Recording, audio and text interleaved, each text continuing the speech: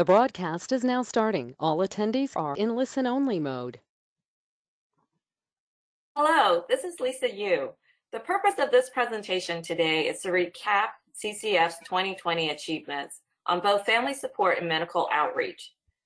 This has been an unusual year for everyone due to the coronavirus pandemic. Like many, CCF has had to make adjustments and approach our work differently during this time. At our meeting on November 8th, we will discuss our 2021 initiatives and seek your feedback.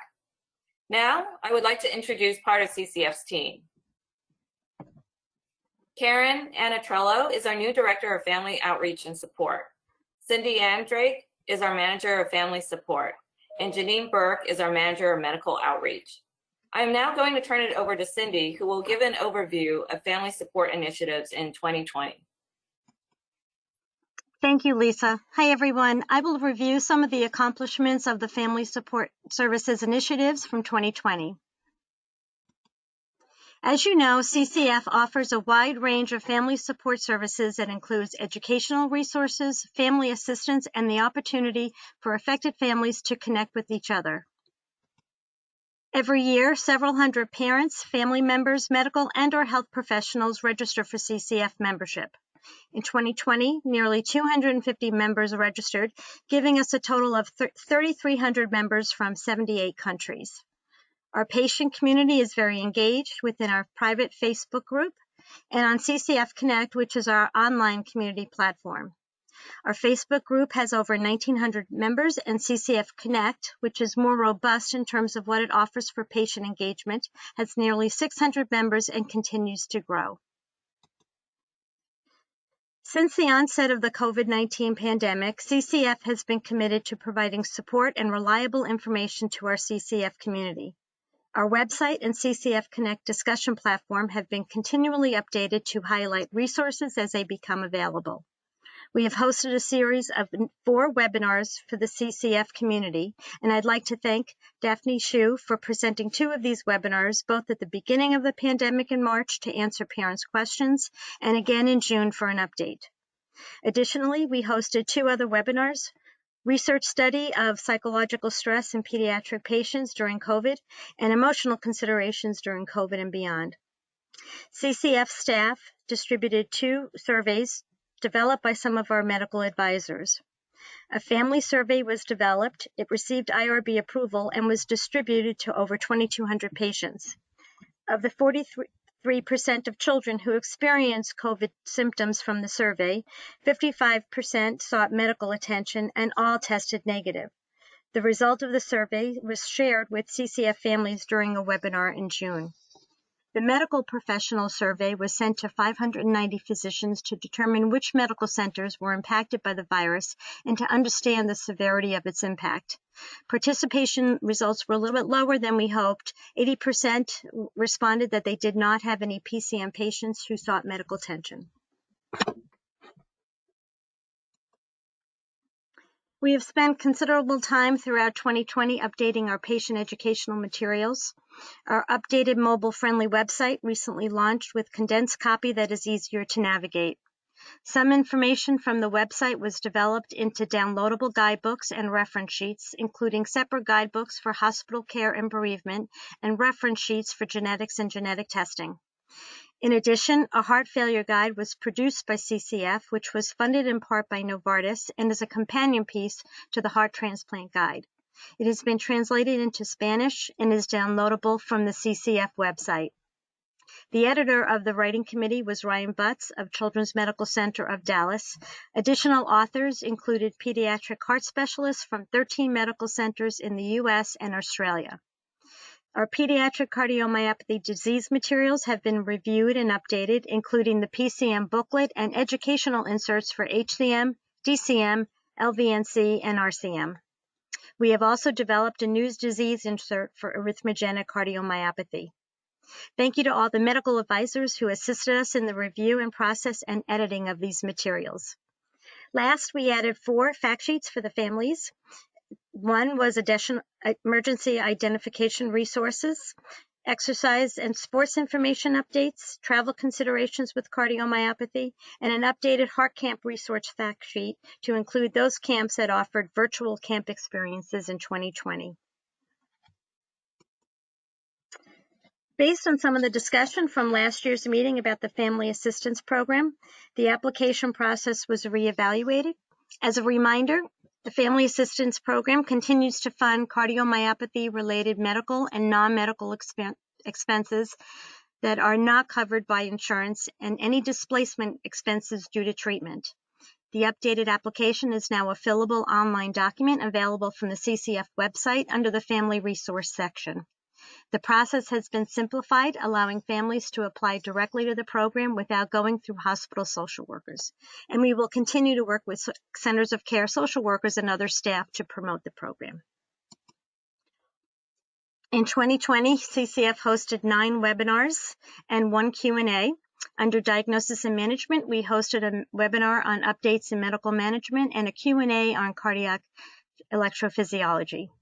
CCF collaborated with transplant families to offer 2 webinars related to transplants, one on educational consideration and another on financial considerations. Both webinars were geared towards pre- and post-transplant families. As I previously mentioned, since the onset of the pandemic, we hosted 4 webinars. And in September, during Children's Cardiomyopathy Awareness Month, our presenter was an adult HCM patient who spoke of his personal experience of being diagnosed as a teen, and he offered suggestions to parents from a patient's perspective. The last webinar for the year is Genetic Testing and Updates, and was presented by Wendy Chung and Teresa Lee on October 12th. As we reported last year, our family conference, thanks to Dr. Rosano and his team at CHOP, as well as the team from Penn Medicine, was a success, and we are considering planning another family conference in the future. Since the scientific conference was pushed back to 2022, we will likely host the next family conference in 2023, and the discussion how we will proceed with regard to timing, location, and the agenda is still under consideration. At this point, I'm going to turn things over to Karen, who will talk about future plans. Thank you, Cindy. Hello, everyone. Looking ahead to 2021, for family support, at the meeting, we're going to be asking for your feedback on the topics for webinars and fact sheets that you think will have the greatest impact for the CCF community. For family engagement, we are working on relaunching our ambassador program and are in the process of developing a storytelling app. We will be presenting on these programs and would like your feedback. For educational development, we'll seek feedback on the development of our educational materials for the CCF community and centers of care teams to ensure that we're meeting their needs and to increase engagement. For longer term projects, we're working with the CDC across the various divisions. For example, increasing public awareness on their website focused on preventing sudden cardiac arrest from undiagnosed heart conditions. Now I'm going to turn it over to Janine to share an overview of 2020 medical outreach. Thank you, Karen. I'd like to share CCF's progress and accomplishments from 2019. The decision was made to discontinue the CCF research grant in 2019. However, CCF has continued its partnership with the American Heart Association and the American Academy of Pediatrics. Unfortunately, due to the COVID-19 pandemic, CCF has had to postpone funding for the near future. We look forward to resuming funding as soon as feasible. Despite having to put our grant program funding on hold for 2020, the partnership with the AHA and the AAP has still produced contributions to the research community from previously funded grants. There were 3 presentations and 2 publications this year as a direct result of CCF funding.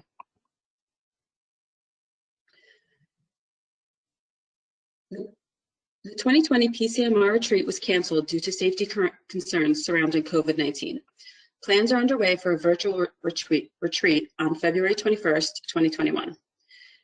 There were 2 additions to the PCMR program team for this year.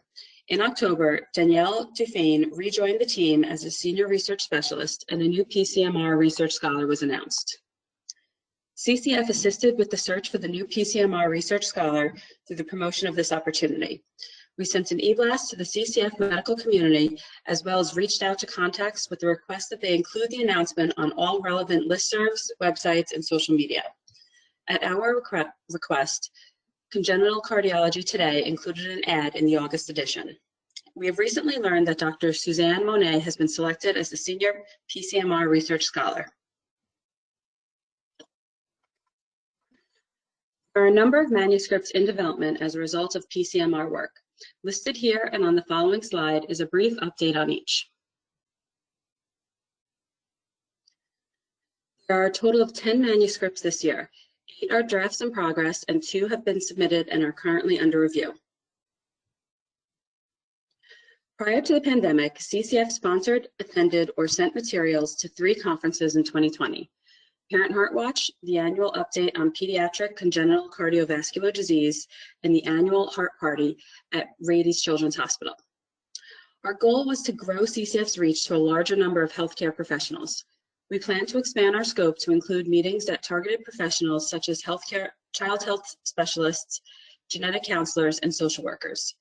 Since the majority of meetings in 2020 were canceled or converted to a virtual format, we do not have the opportunity to sponsor as many conferences as in previous years.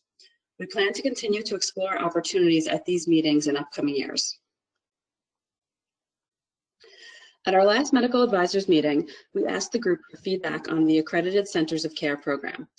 As a result of this feedback, we made some updates to the program. The most noticeable change is the name.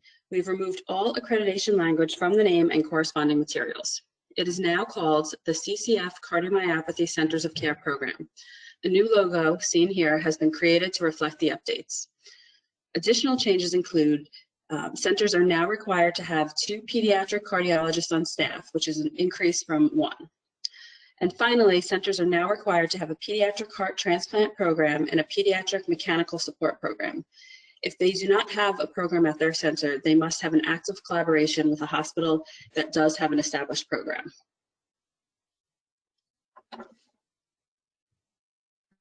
The next 2 slides list the current centers. As in the past, once the center is recognized as a CCF Cardiomyopathy Center of Care, the recognition is good for a 2-year period. There are currently 42 CCF Cardiomyopathy Centers of Care. All of our current centers met the updated criteria and no new centers applied in 2020. Another unfortunate result of the pandemic was the postponement of the 5th International Conference on Cardiomyopathy in Children. The conference has now transitioned to a virtual event, and the virtual conference will take place March 5th through 6th, 2021. The schedule and agenda are currently being modified to reflect the change in format. CCF is working with a production company to ensure the event will be as dynamic and informative as the live event would have been. We have updated the CCF conference page on the website and included a link to register. The conference page can be found under the Physicians Resources tab in the newly redesigned CCF website. The decision was made to make the conference available to a larger audience and include physicians, medical students, fellows, residents, and other healthcare professionals who register prior to the event. We will be sending out emails about the scientific conference to a wider group of medical and healthcare professionals who are part of the CCF network. As with the live conference, there is no cost for speakers at the event. Non-speakers who wish to attend will be charged a tax-deductible fee. The rates are as follows. Physicians, $70, non-physician healthcare professionals, $35, fellows and residents, $35, medical students, no fee. Recordings will be made available post-conference, and we are currently reworking the sponsorship packages to reflect the new virtual platform. Once the agenda is finalized, we will begin promoting the conference on our different platforms. And as most of you know, an in-person meeting will be planned for 2022. Looking forward to 2021, CCF would like to explore ways to increase communication with the medical community and increase engagement with the centers of care. We plan to survey medical professionals to determine topics of interest and areas where we can improve in communication with the centers. We will reach out to the PR and communication departments at the centers to increase CCF's visibility. As previously mentioned, we plan to increase our presence at meetings, targeting a variety of healthcare professionals. Rather than only sponsor conferences, we are interested in submitting topics for meeting agendas. Our intention is to increase the number of pediatric cardiomyopathy-related presentations and speakers at meetings. At this time, I will turn the presentation back to Lisa for final thoughts. Thank you for taking the time to listen to this presentation. We're excited about the discussions we'll be having on Sunday, November 8th at 3 p.m. Eastern Standard Time. An updated agenda will be sent closer to the meeting. I look forward to seeing all of you in a few weeks.